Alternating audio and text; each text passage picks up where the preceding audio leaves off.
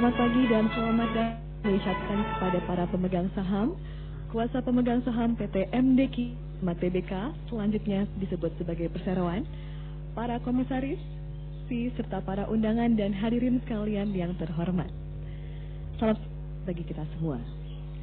Bapak dan Ibu para pemegang saham dan kuasa pemegang saham, sebelumnya marilah kita panjatkan puji dan syukur kepada Tuhan Yang Maha Esa yang telah dan kesehatan dan kelapangan bagi kita semua untuk bisa hadir di acara di pagi ini pada hari Kamis 22 Mei 2025 pada rapat umum pemegang saham tahunan RUPST Perseroan. Rapat ini akan diselenggarakan dengan tata tertib sebagaimana telah diberikan kepada Bapak dan Ibu para pemegang saham dan kuasa pemegang saham pada memasuki ruangan rapat dengan pokok-pokok sebagai berikut. Tata tertib rapat umum pemegang saham PT MDQ Utama TBK. Poin bahasa. Rapat ini akan diselenggarakan dalam bahasa Indonesia. 2. Pelaksanaan rapat. Rapat dilaksanakan pada hari tanggal 22 Mei 2025 pukul 10 pagi di room 1 lantai 26 Hotel Aston Priority Simatupang, Letnan Jenderal TB Simatupang, Kaslim 9, Kebagusan, Jakarta Selatan. 3. Pimpinan rapat. Rapat ini akan dipimpin oleh Ketua rapat berhak memutuskan prosedur rapat yang belum diatur atau belum diatur dalam tata tertib ini, serta berhak untuk meminta yang hadir dalam ini untuk membuktikan haknya untuk hadir dan untuk mengeluarkan suara. Poin 4. Peserta rapat. Yang berhak hadir atau diwakili rapat adalah A. Para pemegang saham atau kuasa pemegang saham yang sah yang namanya tercatat dalam daftar pemegang saham perseroan pada tanggal 29 April 2025 atau pemegang rekening dalam penitipan kolektif PT Kustodian Sentral Efek Indonesia pada saat penutupan perdagangan Bursa Efek Indonesia tanggal 29 April 2025. Sebelum memasuki ruang rapat, kuasa dari saham agar terlebih dahulu menyerahkan surat kuasanya yang sah dan daftar hadir pemegang saham yang telah disediakan. Poin B. Undangan adalah pihak yang bukan pemegang saham atau kuasa pemegang saham yang terdaftar dalam daftar pemegang saham yang sah yang hadir atas undangan direksi atau komisaris dan tidak berhak mengeluarkan suara. 5. Tanya jawab.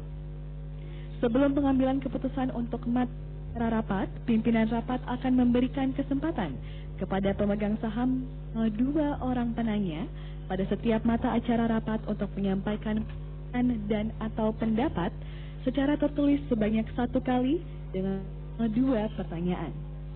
Peserta rapat yang bukan pemegang rapat saham perseroan yang namanya tercatat dalam daftar pemegang saham setelah tanggal 29 April 2025 atau pemegang rekening dalam penitipan kolektif PT Kustodian Sentral Efek Indonesia setelah penutupan perdagangan Bursa Efek Indonesia tanggal 29 April 2025 tidak memiliki hak untuk mengajukan pertanyaan.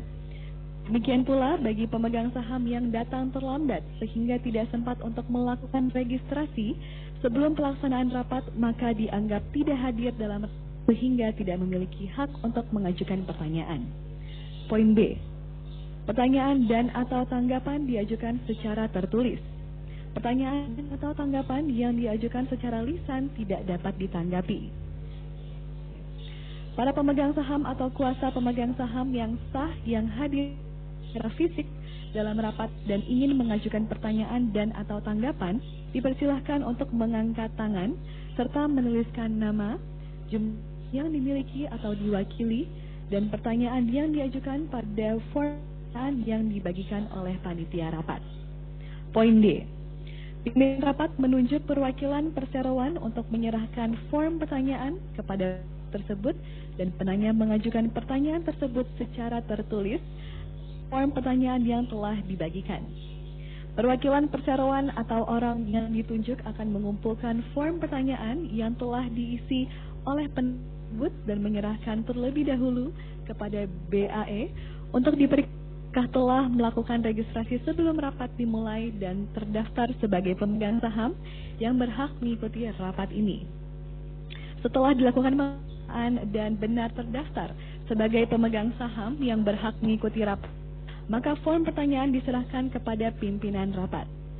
Setelah pimpinan rapat membaca pertanyaan yang diajukan, pemimpin rapat atau yang ditunjuk oleh pemimpin rapat akan langsung menjawab atau menanggapinya. Pertanyaan yang akan dijawab adalah pertanyaan yang menurut pemimpin rapat berkaitan langsung dengan agenda rapat yang sedang dibahas. Poin E. Pemegang saham yang hadir secara elektronik dalam rapat melalui aplikasi EasyKSEI dapat mengajukan pertanyaan dengan cara sebagai berikut. Poin 1. Pertanyaan dan atau pendapat disampaikan melalui fitur pada kolom electronic option yang tersedia dalam layar e-meeting EasyKSEI. 2. Pertanyaan dan atau pendapat disampaikan melalui kolom General Meeting Flow Text berstatus discussion started for agenda item number ... Poin. Pemegang saham menuliskan namanya, jumlah sahamnya yang dimiliki, serta pertanyaan dan atau pendapatnya. Poin keempat. Yang akan dijawab adalah pertanyaan yang menurut pemimpin rapat berkaitan langsung dengan agenda rapat yang sedang dibahas.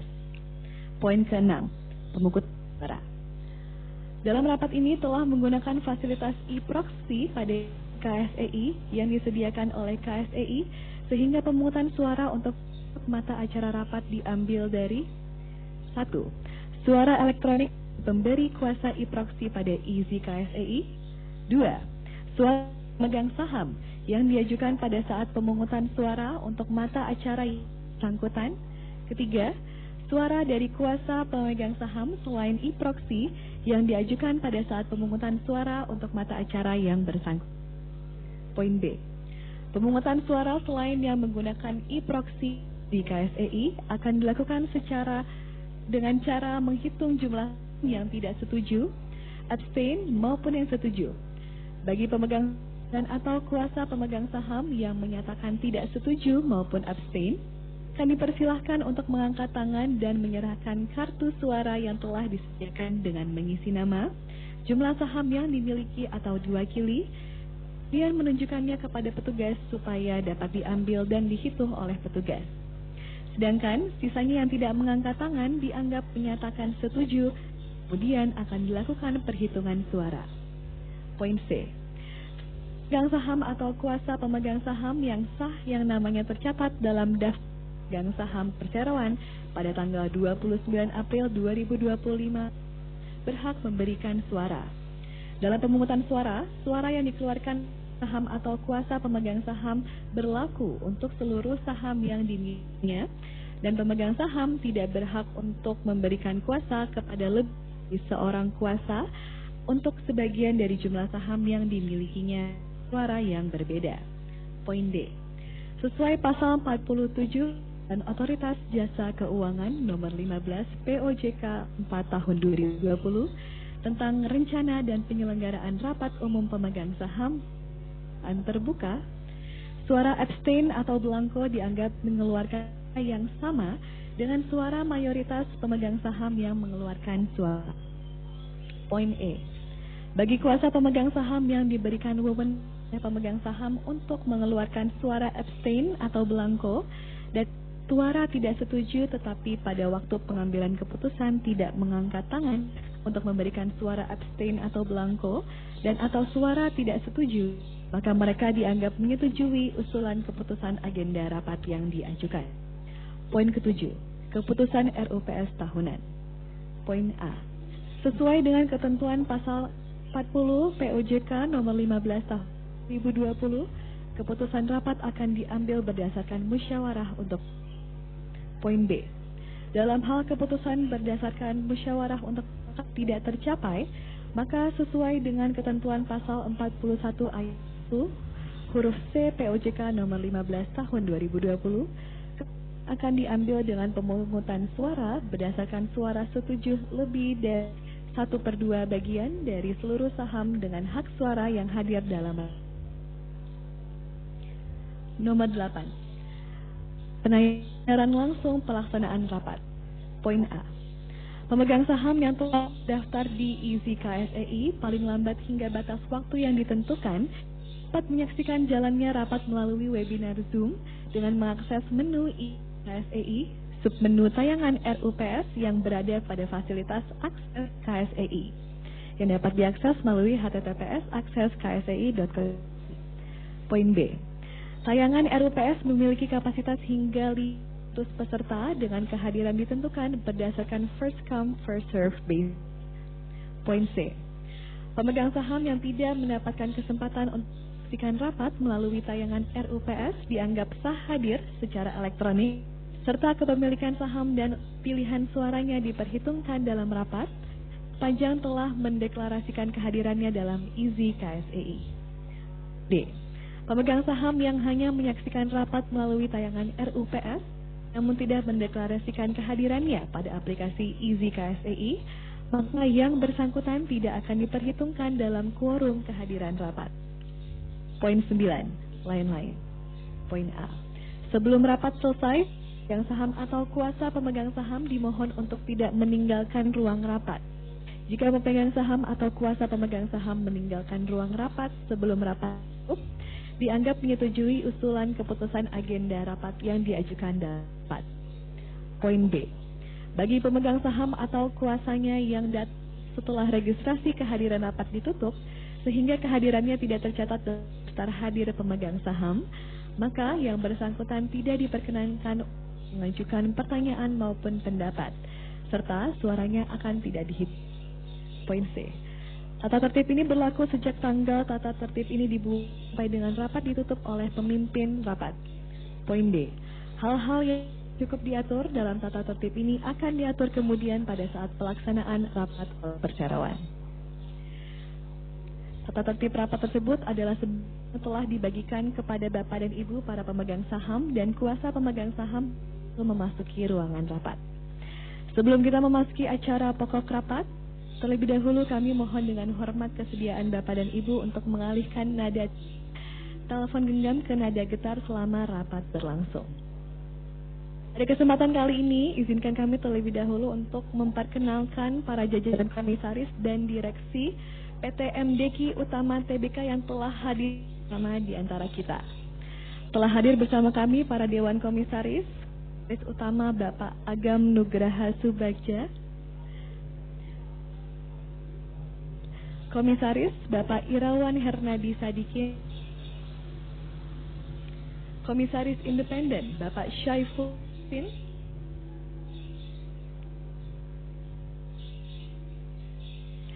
Komisaris Independen Bapak Wahyudin, serta untuk para jajaran yang telah hadir bersama kami hari ini, Direktur Utama Ibu Vivian Setiakusuma, Direktur Bapak Vincent Secapna, Direktur Bapak Yudi Cahyono. Berikutnya kami perkenalkan lembaga dan profesi penunjuk pasar modal yang hadir pada saat ini sebagai berikut. Kantor Notaris Dimas Satria SHMKN, notaris di Jakarta yang datang untuk risalah rapat yang dihadiri langsung oleh Bapak Jose Dimas Satria SH. Kantor Akuntan Publik oleh perseroan, yakni Kantor Akuntan Publik Hadori Sugiarto Adian yang diwakili oleh Ibu Feni Indahsari. Biro Administrasi Efek Perseroan adalah PT Adimitra Jasa Perpora yang diwakili oleh Ibu Sarah Febrianti. Demikianlah pengantar dari kami. Selanjutnya waktu dan kami akan serahkan kepada Bapak Agam Nugraha Subagja, Komisaris Utama, untuk membuka sekaligus memimpin rapat. Kami persilahkan, Pak.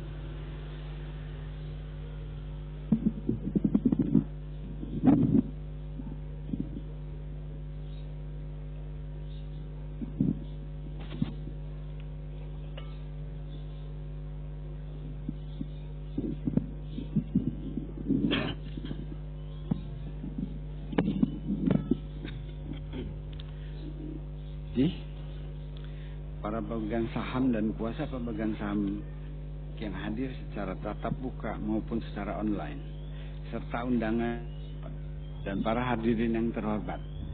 Pertama-tama, kita panjatkan puji syukur dan terima kasih kepada Tuhan Yang Maha Esa karena restunya kita dapat berkumpul dalam keadaan sehat menghadiri rapat pemegang saham tahunan perseroan yang diadakan pada hari Kamis 20 Mei 2025. Rapat ini akan mengacu pada tip rapat yang telah kami bagikan kepada para pemegang saham.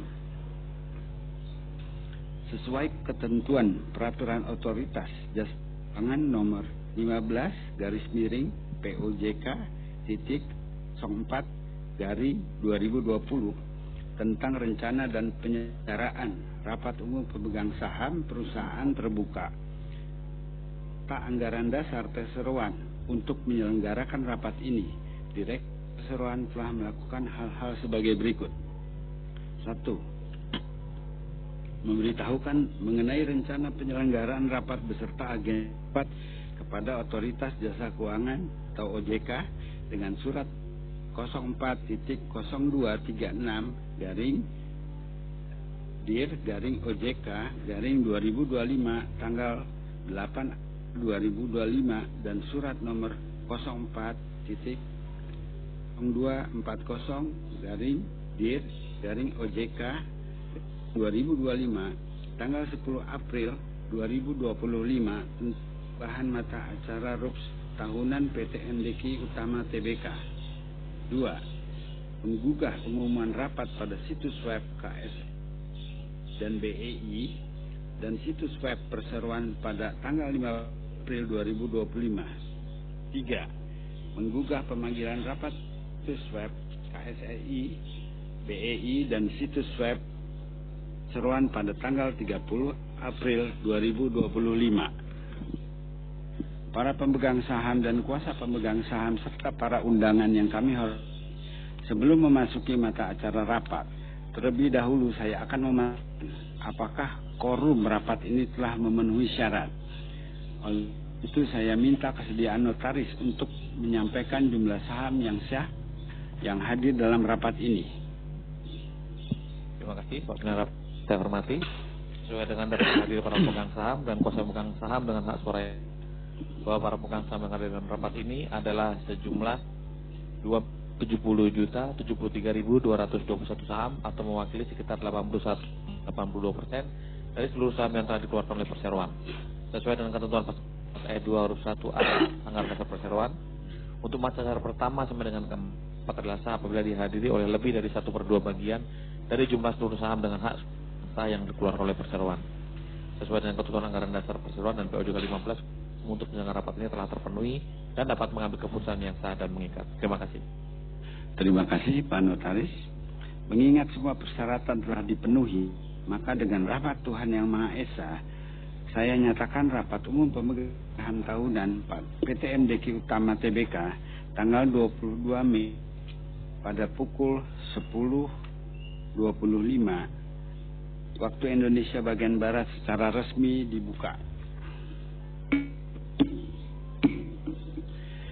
Selanjutnya mohon Bapak Wahyu untuk melanjutkan acara rapat pemegang saham PT MDQ Tbk. Kami persilakan Pak Wahyudin.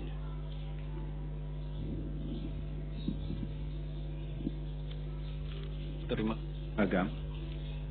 Hadirin yang kami hormati, dengan ketentuan yang diatur dalam pasal 39 POJK 15 tahun 2020 tentang pimpinan akan memberikan penjelasan mengenai kondisi umum perseroan sebagai berikut.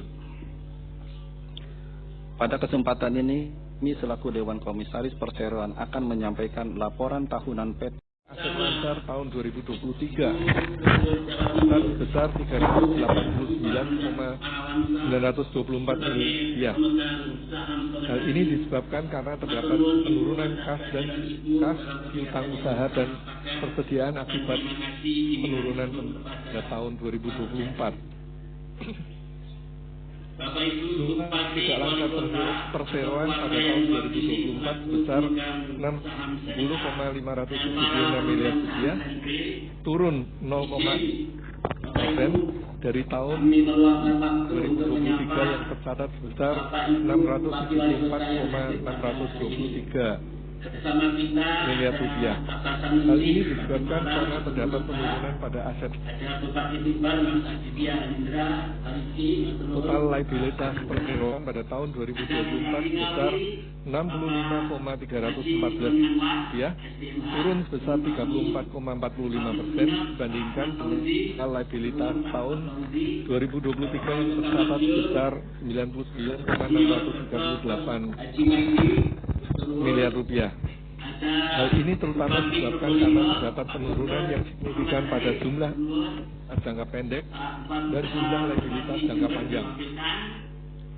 Jumlah liabilitas jangka pendek perseroan pada tahun 2024 sebesar 32,190 miliar rupiah, lebih rendah 49,21% dari tahun 2023 yang tercatat sebesar 63,382 miliar rupiah.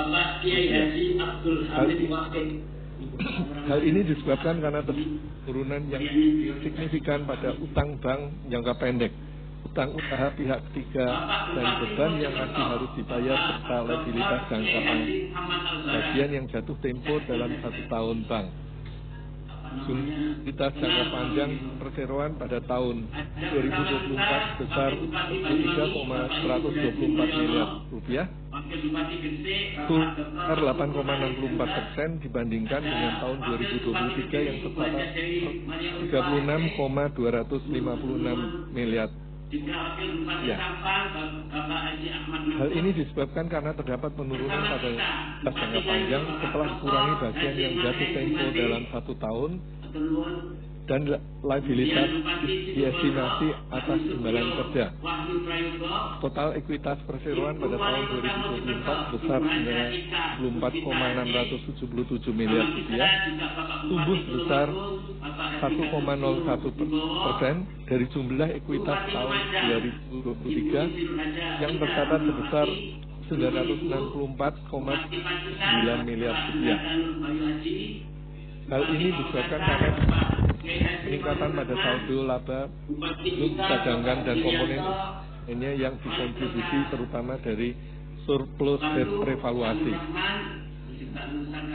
Pendapatan usaha perseroan pada tahun 2024 sebesar 344,490 miliar rupiah, sebesar 26,82% dibandingkan dengan tahun 2023, tercatat sebesar 470,700 miliar rupiah. Hal ini disebabkan karena penurunan penjualan yang pada segmen kalsium karbonat mencapai 34,24% dikarenakan penurunan penjualan pada sektor pengolahan ferronikel.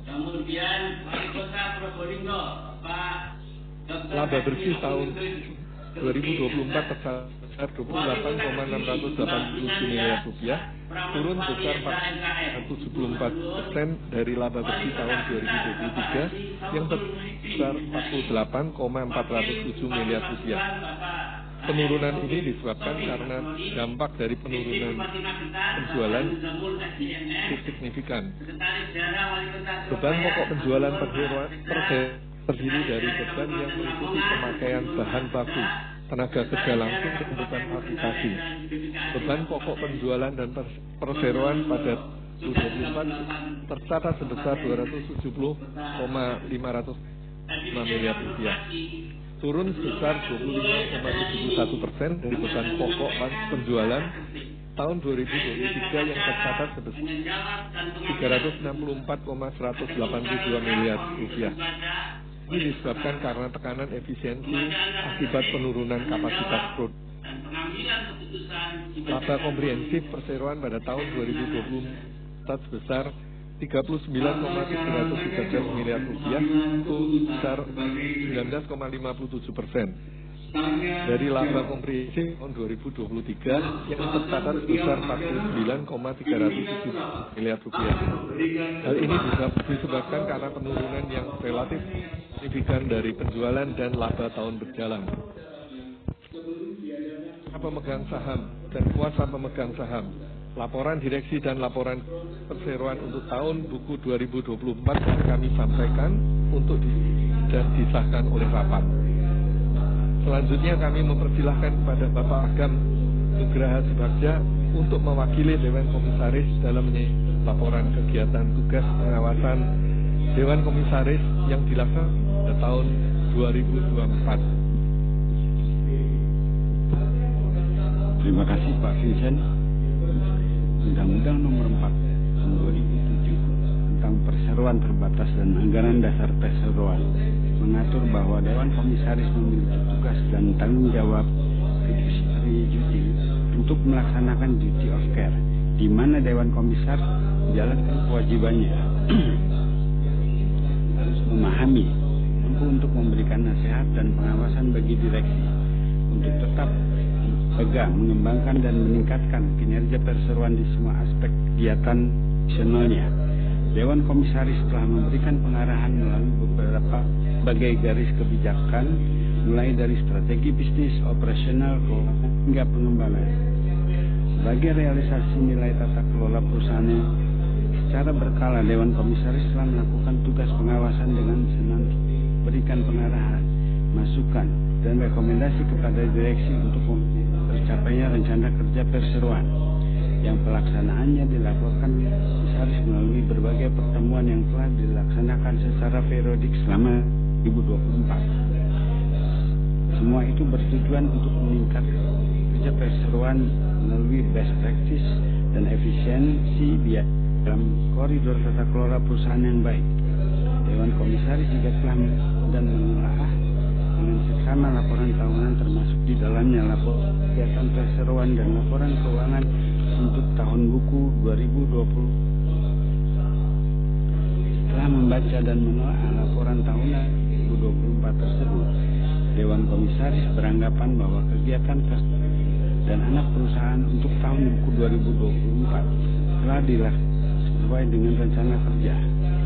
Laporan keuangan konsolidasi Direksi Utama TBK dan entitas anak untuk tahun yang berakhir pada tanggal 31 Desember 2024 serta laporan auditor independen yang berakhir pada tanggal-tanggal telah diaudit oleh kantor akuntan publik Hadori Sugiarto dan rekan sesuai dengan laporan kantor akuntan publik nomor 001-A-1-A1-A-4-A-1-1-4-1-3 Romawi 2025 tanggal 7 Maret 2025. Akuntan publik telah memberi pendapat wajar dalam semua hal yang material. Dewan Komisaris juga telah memantau pelaksanaan kebijakan Good Corporate Governance sepanjang tahun 2024. Memantau pelaksanaan ECG tersebut turut dibentuknya komisi audit. Demikian laporan kegiatan Dewan Komisaris kami sampaikan untuk dapat disetujui oleh rapat umum. Selanjutnya kami kembalikan kepada Pak Vincent Ramana. Terima kasih.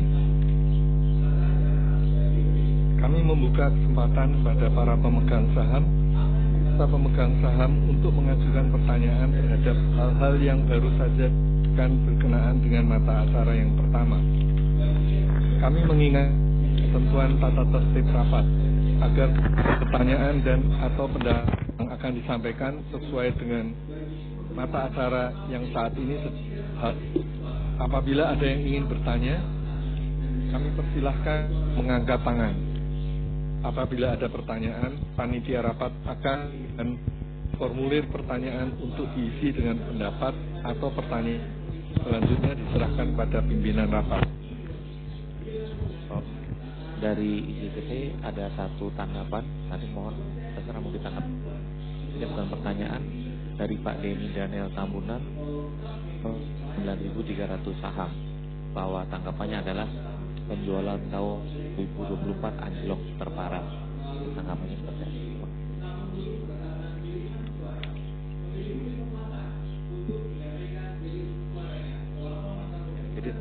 tanggapan Pak dari pemegang saham. Ya. Baik Pak Vincent, itu ada yang menanyakan bahwa penjualannya ini sangat rendah, dropnya sangat besar.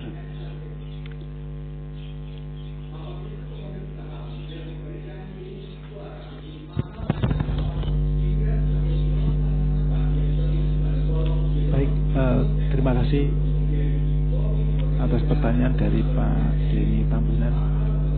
Sampaikan bahwa di tahun 2024 memang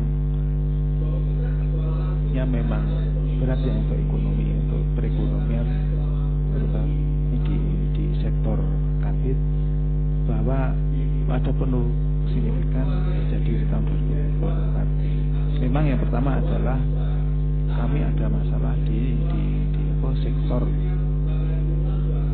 terutama yang tadi disebutkan ada di ferronickel, itu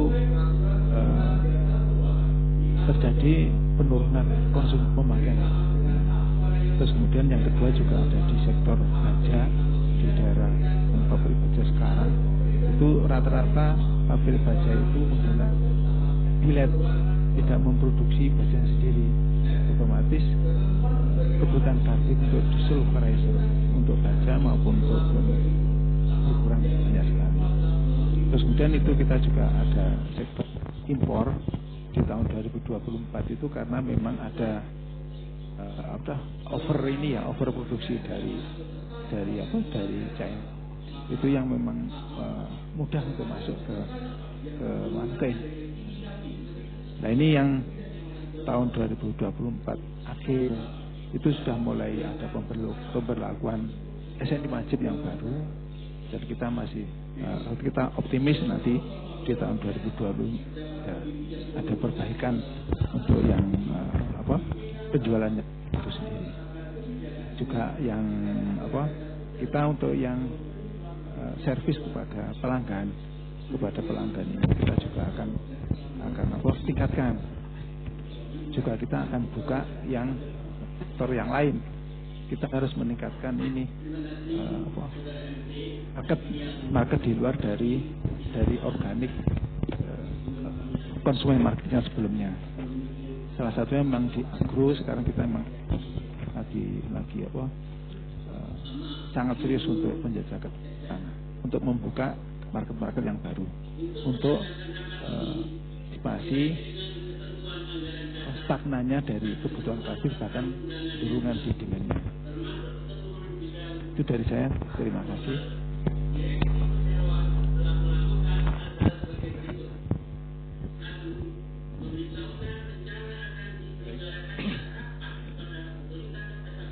Karena pertanyaan telah dijawab, maka saya usulkan kepada rapat untuk 1.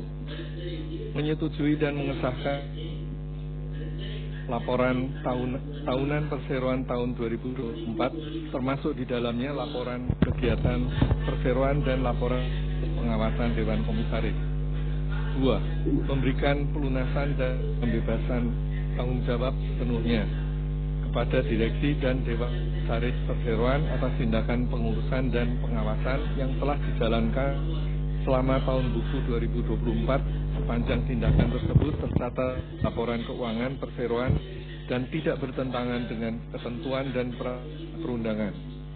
Serta 3. Memberikan atas laporan keuangan konsolidasian perseroan tahun 2024 yang telah diaudit oleh kantor akuntan Hadori Sugiarto dan rekan sesuai dengan laporan kantor akuntan publik 3/3/01/03/AU-03/01/3/Romawi 3 tanggal 27 Maret 2025 dengan pendapat wajar dalam semua hal yang material. Para pemegang saham dan kuasa pemegang saham kami mengusulkan kepada rapat untuk menyetujui usulan yang telah kami sampaikan tadi. Apabila ada yang tidak setuju atau memberikan suara, Saya persilahkan mengangkat tangan untuk menyerahkan kartu suaranya. Bapak Notaris, kami mohon membantu proses pemungutan suara dilakukan secara fisik maupun yang melalui ICKC. Terima kasih. Dapat kami sampaikan hasil pemungutan suara sebagai berikut. Terdapat suara setuju sebanyak 95.000 saham, suara abstain sebanyak 600.500 saham. Suara setuju sebanyak 2.069.377.700 saham atau mewakili 99,96%. Bahwa suara abstain dianggap merupakan suara suara mayoritas pemegang saham. Dengan demikian dapat disimpulkan rapat dengan suara terbanyak betul mata acara pertama. Terima kasih. Sesuai dengan laporan notaris, maka rapat dapat menyetujui usulan mata acara pertama yang telah saya sebutkan tadi.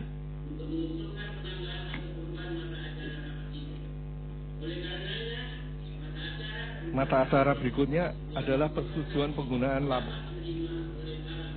tahun buku 2024 sebagaimana tercatat dalam neraca dan perhitungan laba rugi konsolidasian tahun buku yang berakhir pada tanggal 31 Desember 2024. Laba bersih tahun berjalan konsolidasian yang diperoleh pada periode tanggal 1 Januari 2024 hingga tanggal 31 Desember 2024 adalah sebesar 27.540.000.000 rupiah.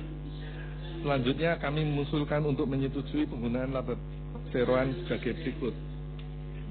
1.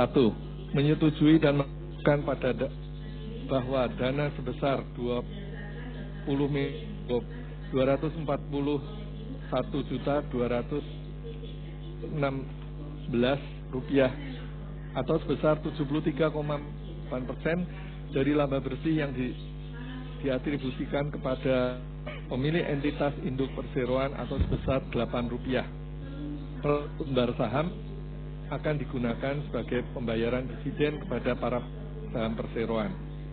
2. Menyetujui bahwa laba tahun berjalan 2024 akan disisihkan sebagai dana cadangan wajib sebesar Rp275.480.000 atau sebesar 1% dari laba bersih perseroan. Menyetujui dan menetapkan sisa sebesar Rp7.319.904 atau sebesar 25,52% dari laba perseroan akan dicatatkan sebagai laba yang ditahan. 4. Menyetujui pembayaran dividen tunai dengan melaksanakan ketentuan pemotong dividen sesuai dengan ketentuan perpajakan yang berlaku dan menyetujui memberi kuasa dan wewenang penuh pada direksi perseroan dengan hak subsidi untuk menentukan waktu dan tata cara pelaksanaan pembagian dividen. Kami membuka kesempatan kepada para pemegang saham dan pemegang saham untuk mengajukan pertanyaan terhadap hal-hal yang baru saja disampaikan dengan mata acara kedua. Apabila ada yang ingin bertanya, kami persilahkan mengangkat tangan. Tidak ada pertanyaan maupun tanggapan. Karena tidak ada pertanyaan, mengusulkan pada rapat untuk menyetujui usulan yang telah saya informasikan sebelum. Para pemegang saham dan kuasa pemegang saham selanjutnya mengusulkan kepada rapat untuk menyetujui usulan yang telah kami sampaikan tadi.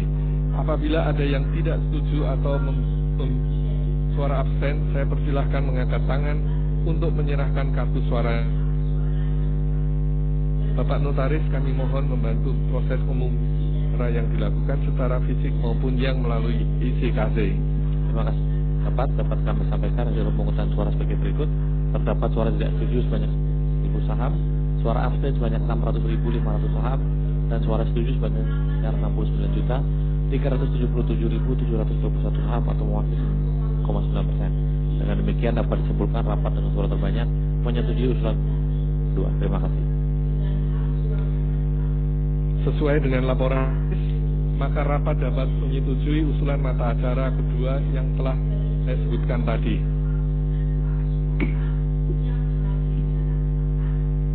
Mata acara yang ketiga adalah persetujuan Rantian 2004, gaji dan honorarium serta tunjangan fasilitas lainnya anggota direksi dan Dewan Komisaris tahun 2025. Para pemegang saham, selanjutnya kami mengusulkan pada rapat untuk menyetujui usulan kami sebagai berikut.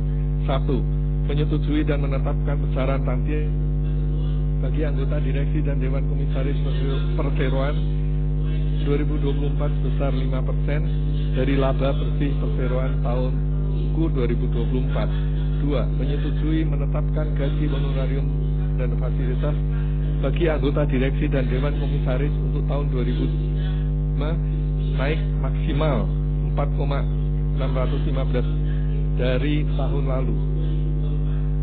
Kami membuka kesempatan pemegang saham dan kuasa pemegang saham untuk mengajukan pertanyaan terhadap hal-hal yang disampaikan berkenaan dengan mata acara ketiga. Apa yang ingin bertanya, kami persilahkan untuk mengangkat tangan. Tidak ada tanggapan untuk pertanyaan Bapak. Terima kasih. Karena tidak ada pertanyaan, maka saya mengusulkan rapat untuk menyetujui usulan yang telah saya informasikan sebelumnya. Para pemegang saham dan kuasa pemegang saham, selanjutnya kami mengusulkan pada rapat untuk menyetujui usulan yang telah kami sampaikan tadi. Apabila ada yang tidak setuju atau memberikan suara abstain, saya mengangkat tangan untuk menyerahkan kartu suaranya. Bapak Notaris, kami mau untuk proses pemungutan suara yang dilakukan secara fisik maupun yang melalui aplikasi. Terima kasih. Sebagai rapat dapat kami sampaikan hasil pemungutan suara agen sebagai berikut. Terdapat pemegang saham yang menyatakan tidak setuju sebanyak 95.000 saham, sebanyak 623.700 saham, dan suara setuju sebanyak 2.060.354.521 saham atau mewakili 99,6%. Dengan demikian dapat disimpulkan rapat dengan suara terbanyak menyetujui usulan acara ketiga. Terima kasih. Sesuai dengan laporan notaris, rapat dapat menyetujui usulan mata acara ketiga yang telah saya tadi. Para pemegang saham yang kami hormati, marilah kita memasuki agenda acara 4, yaitu persetujuan kantor akuntan publik beserta kontraknya untuk mengaudit laporan keuangan perseroan tahun buku 2005. Para pemegang saham yang kami hormati, perlu kami sampaikan bahwa direksi dan komisaris atau atas nama perseroan dengan ini mengucapkan terima kasih kepada kantor akuntan publik Haduri Adi dan rekan yang telah mengaudit terhadap laporan keuangan perseroan untuk tahun buku yang berakhir pada tanggal 31 Desember 2024. Selanjutnya, untuk audit keuangan perseroan tahun buku yang berakhir pada tanggal 31 Desember 2025, perseroan masih mempertimbangkan dan mengevaluasi untuk penunjukan akuntan publik serta kriteria akuntan publik tersebut independen dan terdaftar di Otoritas Jasa Keuangan. Sehubungan dengan hal tersebut, selanjutnya untuk mengaudit laporan keuangan perseroan dan entitas anak untuk tahun buku 2025, maka Dewan Komisaris dan Direksi merekomendasikan pada para pemegang saham untuk menyetujui usulan berikut. 1. Kan kewenangan kepada Dewan Komisaris untuk menunjuk atau mengganti akuntan publik yang terdaftar di Otoritas Jasa Keuangan untuk melakukan audit laporan keuangan konsolidasian perseroan untuk tahun buku tanggal 31 Desember 2025 dengan tetap memperhatikan rekomendasi dari komite audit. 2. Memberikan wewenang sepenuhnya direksi perseroan untuk menetapkan honorarium dan persyaratan penunjukan akuntan publik tersebut. Selanjutnya kami membuka kesempatan kepada para pemegang saham dan kuasa pemegang saham untuk mengajukan pertanyaan terhadap hal-hal yang baru saja disampaikan berkenaan dengan mata acara keempat. Apabila ada yang ingin bertanya, silakan untuk mengangkat tangan. Tidak ada, Bapak. Tidak ada pertanyaan. Karena tidak ada pertanyaan, para pemegang saham dan kuasa pemegang saham, selanjutnya kami mengusulkan kepada rapat untuk menyetujui usulan yang telah kami sampaikan. Apabila ada yang tidak setuju atau memberikan suara abstain, saya akan mengangkat tangan untuk menyerahkan kartu suaranya. Bapak Notaris, kami mau untuk proses pemungutan suara yang dilakukan secara fisik maupun yang melalui isi. Terima kasih. Pimpinan rapat dapat kami sampaikan hasil pemungutan suara sebagai berikut. Suara tidak setuju sebanyak 95.000 saham, suara abstain sebanyak 623.000 saham, dan suara setuju sebanyak 2.069.354.021 saham atau mewakili 99,9%. Dengan demikian dapat disimpulkan terbanyak menyetujui usulan agenda keempat. Terima kasih. Sesuai dengan notaris, maka rapat dapat menyetujui usulan mata acara keempat yang disebutkan tadi.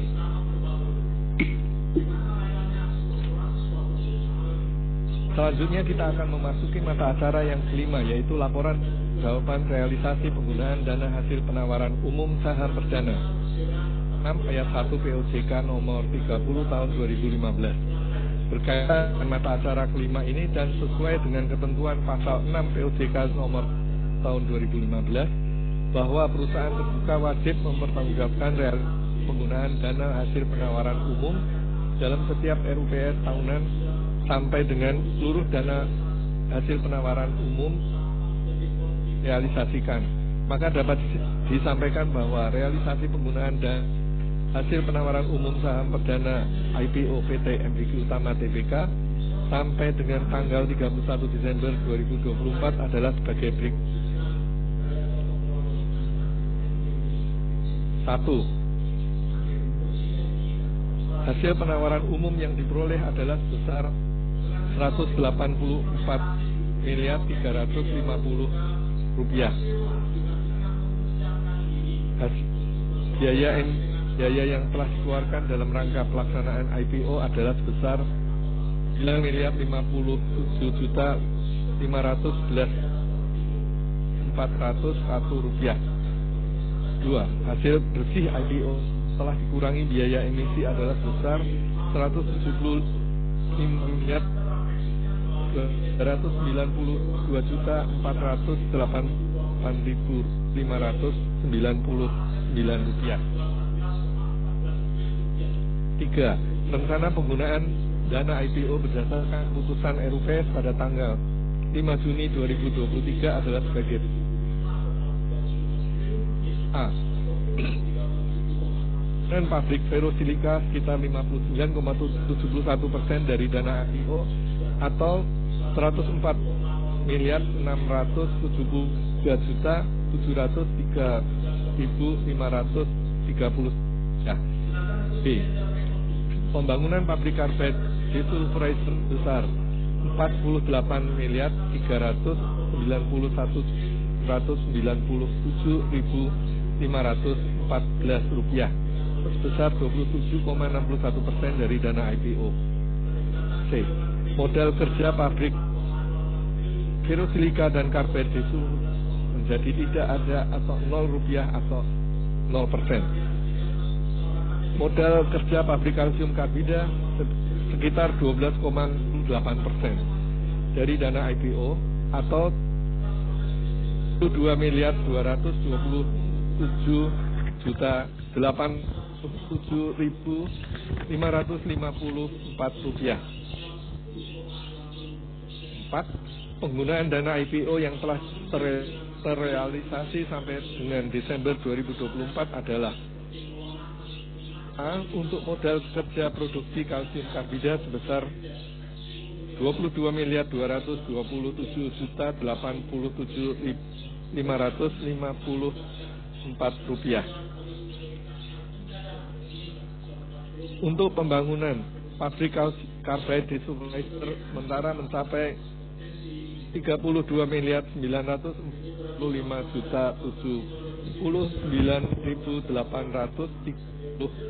rupiah. C. Sementara biaya pembangunan pabrik ferrosilika untuk tahap awal yang dimulai pada Juli 2019 telah menelan biaya adalah sebesar 114.910.672.675 rupiah. 6. Adapun alasan dana hasil penawaran yang masih belum digunakan adalah karena pembangunan pabrik karbit tahap 2 di Cilegon, Banten belum dimulai karena menunggu kondisi pabrik baja di wilayah Cilegon. Dan untuk proyek pabrik Lika sendiri masih perlu mempertimbangkan dan memastikan kembali segala risiko yang dengan memperhatikan perkembangan kondisi saat ini.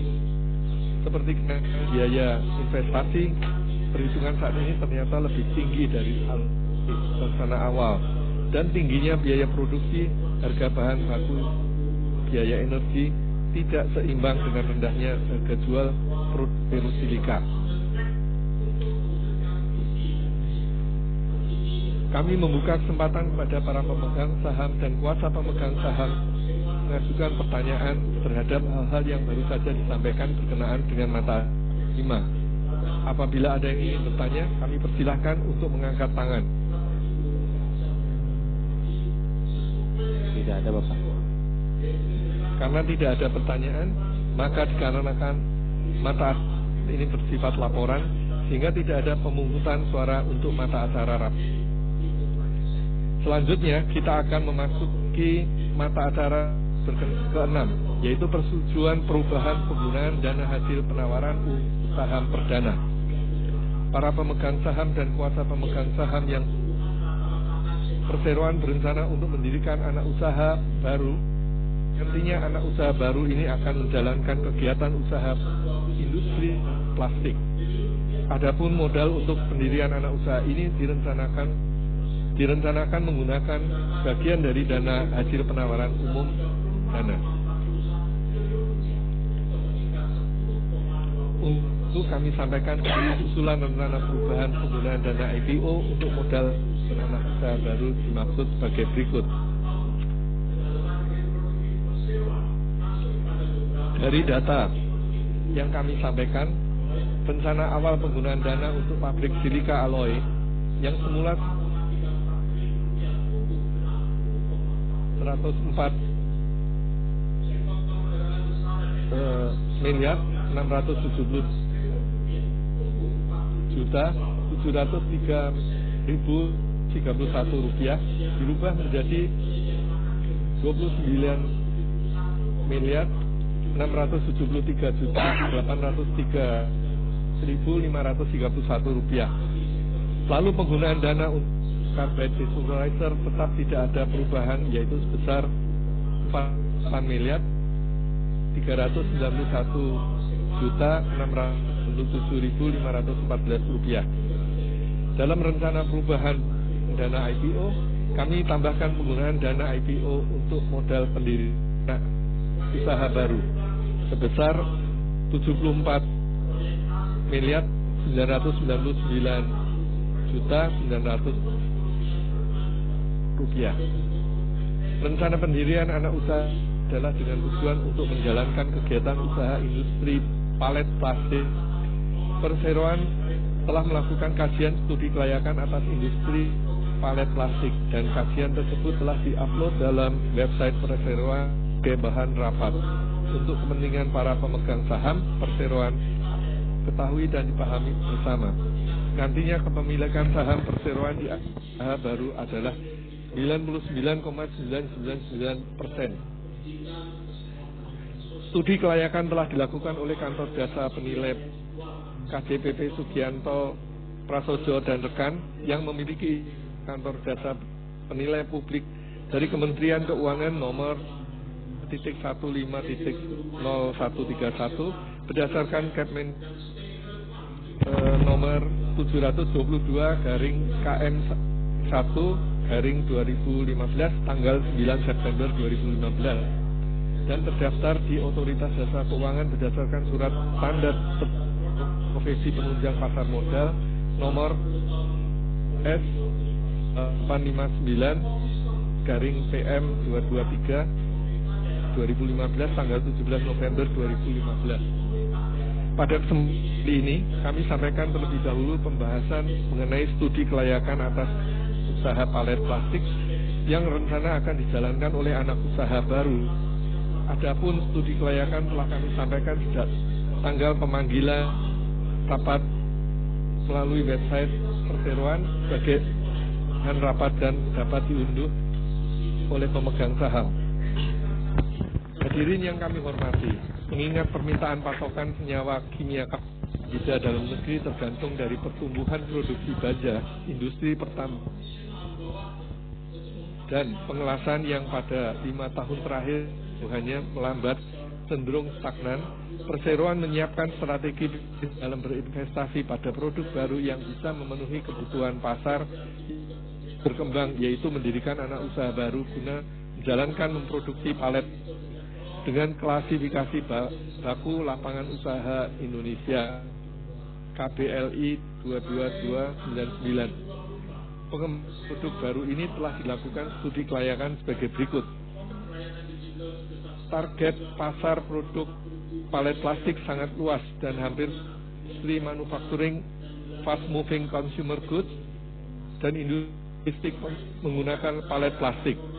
Mengingat kebutuhan produk palet yang sangat luas ini, maka ketergantungan bisnis terhadap pelanggan-pelanggan tertentu kecil karena pelanggan dapat berganti sesuai dengan kebutuhan mereka. Harga jual produk palet plastik mampu bersaing dengan produk yang ada. Target penjualan produk palet plastik diproyeksikan mencapai 300.000 palet per tahun. Produk palet plastik terbuat dari bahan baku plastik murni dari produsen palet plastik negeri dan material plastik daur ulang yang memerlukan mesin plastik injection kapasitas sampai dengan 3.500 ton. Mesin welding untuk beberapa tipe palet plastik, mesin untuk tipe palet, master batch pewarna, skilled manpower untuk merealisasikan produksi. Biji plastik murni atau biji plastik daur ulang dicampur dengan pewarna sesuai dengan target warna yang diinginkan. Hasil pencampur plastik dengan pewarna ini kemudian ditampung terus siap diolah masuk ke mesin injection. Output produksi barang langsung masuk gudang. Proses terakhir adalah pencetakan identifikasi pelanggan, dapat berupa logo perusahaan, nomor urut produk ataupun tanda yang lainnya. Setelah semua proses dilakukan, maka menjadi barang jadi untuk dikirim ke pelanggan. Dengan memperhatikan proses produksi, ketersediaan sumber daya, kapasitas produksi, kualitas pekerja dan tenaga ahli, maka kegiatan usaha palet plastik secara teknis layak untuk dilaksanakan. Berikut adalah rincian biaya yang akan ditambahkan dalam kegiatan usaha palet plastik, dapat dilihat pada slide. Total biaya investasi untuk proyek palet plastik ini adalah 62 miliar rupiah dan modal kerja yang dibutuhkan adalah sebesar 13 miliar, sehingga total dana seluruhnya adalah sebesar 75 miliar rupiah. Investasi sebesar 62 miliar dan modal kerja sebesar 13 miliar rupiah akan dibiayai dari dana IPO sebesar 74 miliar 999 juta rupiah. Palet plastik telah membuktikan diri sebagai kunci dalam pergudangan di industri makanan, minuman, farmasi, industri logistik. Berdasarkan data dari Logistik Indonesia, penggunaan palet plastik di sektor pergudangan Indonesia meningkat sebesar 18% antara 2018 hingga 2023. Di pasar global, pertumbuhan tahunan sebesar 6,%. Faktor utama pendorongnya adalah meningkatnya otomasi gudang dan tekanan regulasi untuk dampak lingkungan. Jalur distribusi perseroan untuk rencana produk plastik adalah dari perseroan kepada distributor serta konsumen pabrik yang membutuhkan palet plastik. Timeline rencana kegiatan baru adalah sebagai berikut. Persiapan Juni 2025 sampai Desember 2025. Operasional Oktober 2020. Penjualan Oktober 2025. Tabel proyeksi laba rugi perseroan setelah adanya rencana penambah proyek palet plastik dapat dilihat pada slide. Berdasarkan analisa dilakukan oleh KDPP Sugianto Prasojo dan rekan pada kelayakan pasar kelayakan teknis, kelayakan pola bisnis, kelayakan model manajemen dan kelayakan dapat disimpulkan bahwa rencana penambahan kegiatan usaha di palet plastik yang akan dilaksanakan oleh anak usaha baru adalah layak.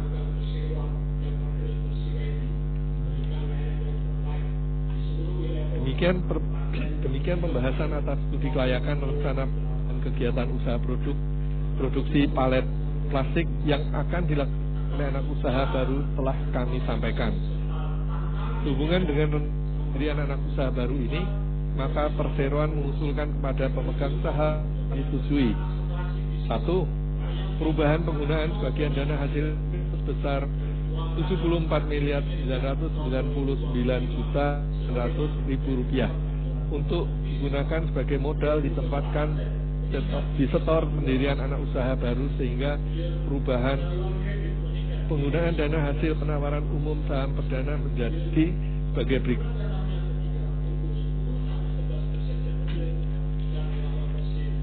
Rencana awal penggunaan dana untuk pabrik silika alloy yang semula sebesar 143.531 rupiah dirubah menjadi 29.603.803.531. Rencana awal penggunaan dana untuk pabrik karbait Jesus yang semula sebesar 48.991.697.514 rupiah tetap tidak mengalami perubahan. Rencana awal penggunaan dana untuk modal kerja pabrik silika alloy dan sulfurizer ditiadakan. Rencana awal penggunaan dana untuk kerja untuk produksi kalsium karbida sebesar 20.227.887.550 rupiah tetap tidak mengalami perubahan. Penggunaan dana untuk sebagai modal ditempatkan dan disetor pendirian anak usaha baru sebesar 74.999.900.000 rupiah. Proyek pembangunan pabrik sulfurizer tahap 2 di Cilegon, Banten tetap ditunda menunggu perkembangan positif pabrik baja di Cilegon, dan pembangunan proyek pabrik ferosilika ditunda karena Perseroan menilai secara keseluruhan risiko atas rencana dan ferosilika feroalloy adalah relatif tinggi yang seperti kenaikan biaya investasi.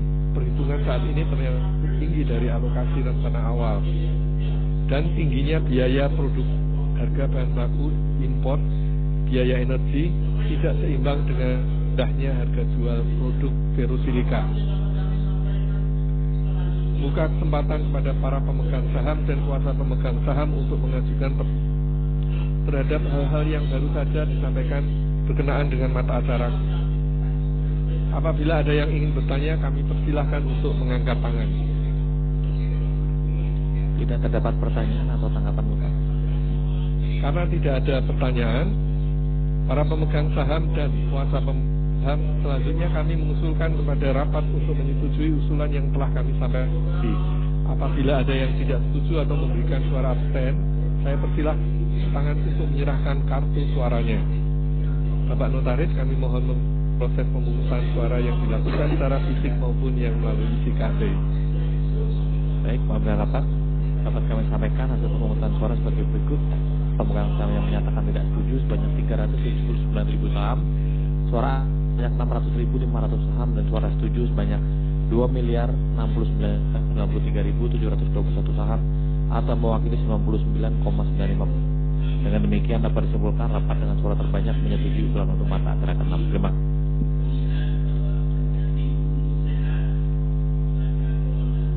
Sesuai dengan laporan notaris, rapat dapat menyetujui usulan mata acara ke-6 yang telah saya sebutkan tadi. Demikian demikian acara rapat telah dibahas. Maka selanjutnya acara rapat saya serahkan kembali kepada pimpinan rapat.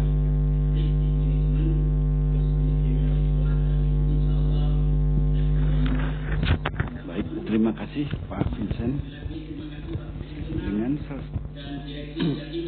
pembahasan seluruh mata acara rapat dan telah diambil keputusan. Selesai sudah acara rapat umum pemegang saham PTM Utama TBK.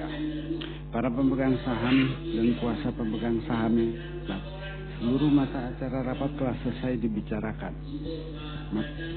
Dengan ini izinkanlah kami menutup rapat umum pemegang saham tahunan perseroan pada pukul 11.27.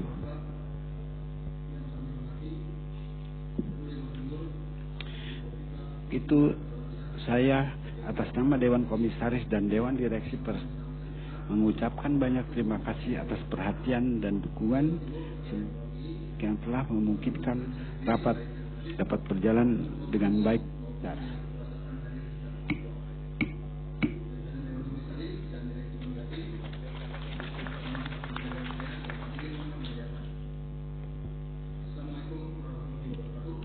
Baik, Bapak dan Ibu hadirin sekalian, selesainya rapat umum pemegang saham tahunan di pagi hari ini, maka selesai sudah acara rapat umum pemegang saham tahunan PT MDQ Utama TBK. Terima kasih untuk Bapak dan Ibu dan juga jajaran direksi, para pemegang saham dan juga para jajaran komisaris dan setelah ini kita akan melanjutkan dengan sesi makan siang. Bapak dan Ibu silakan untuk boleh kembali ke tempatnya masing-masing. Terima kasih banyak.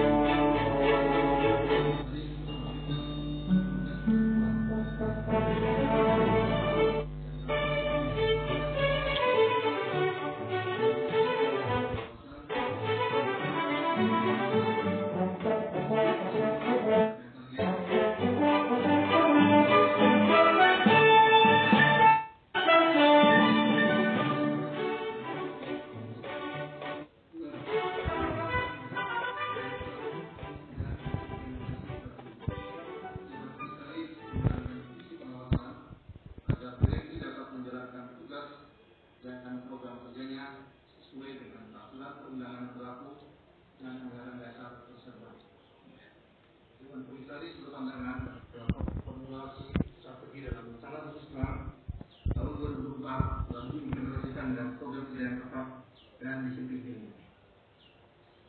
3. Pandangan atas kinerja direksi.